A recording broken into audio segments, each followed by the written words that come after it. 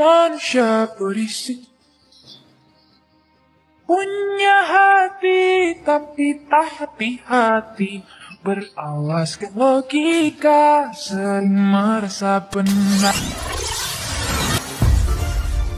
Mari kita saksikan cuplikan dari Haris Azhar. Ini politis, ini upaya untuk membungkam, baik membungkam saya, membungkam masyarakat sipil, dan sekaligus ini menunjukkan bahwa ada diskriminasi penegakan hukum.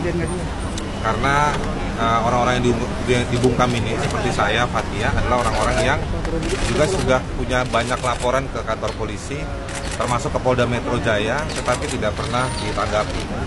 Ketika bicara prioritas laporan dari saudara Luhut Binsar Panjaitan, maka pertanyaan saya, tunjukkan pasalnya di dalam KUHP yang memberikan makna soal prioritas, dan sehingga kasus ini perlu didahulukan. Apalagi dari sisi materi prosesnya, ini hanya menyasar pada soal YouTube saya. Para polisi dan si pelapor tidak pernah menggubris, membuka ruang untuk membahas soal skandal laporan dari 9 organisasi yang saya bahas di YouTube saya. Bang, jadi lapor balik atau gimana? Ya, saya begini ya, sebetulnya saya beberapa bulan kemarin sampai proses ditersangkakan yang suratnya telat dikasih ke saya. Sebenarnya kita cukup rileks dalam artian kita nggak proaktif.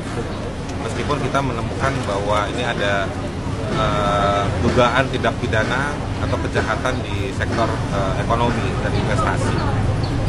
Tapi dengan cara seperti ini, maka ini menyetrum kita bukan untuk kabur, tapi menyetrum kita untuk kita harus segera proaktif melakukan segala dan sejumlah tindakan hukum lainnya yang potensial yang dari materi yang kita punya. Jadi kita akan melakukan berbagai upaya hukum ke depannya.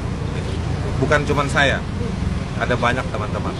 Jadi kalaupun saya sampai ditahan hari ini atau kapanpun ditahan, itu nggak ada masalah. Kasus Luhut Binsar Panjaitan versus Haris Azhar dan Fathia, pengamat sebut sebagai kemunduran demokrasi. Pengamat politik sekaligus Direktur Eksekutif Indonesia Political Review Ujang Komarudin menilai penetapan tersangka terhadap Direktur Lokataru Haris Azhar dan Koordinator Kontras Fathia Maulidiyati sebagai sebuah kemunduran demokrasi. Penetapan tersangka tersebut, kata Ujang, bukti bahwa orang yang mengkritisi pemerintah atau pejabat negara dikriminalisasi dan dipidanakan. Bahkan Haris dan Fathia dikenakan pasal berlapis akibat mengungkap data riset keterlibatan Menteri Koordinator Bidang Kemaritiman dan Investasi Luhut Binsar Panjaitan dalam rencana tambang emas di Blok Wabu, Papua. Seharusnya, kata Ujang, pejabat negara tak boleh anti kritik. Ini yang harus diperhatikan oleh para pejabat negara, jangan anti kritik.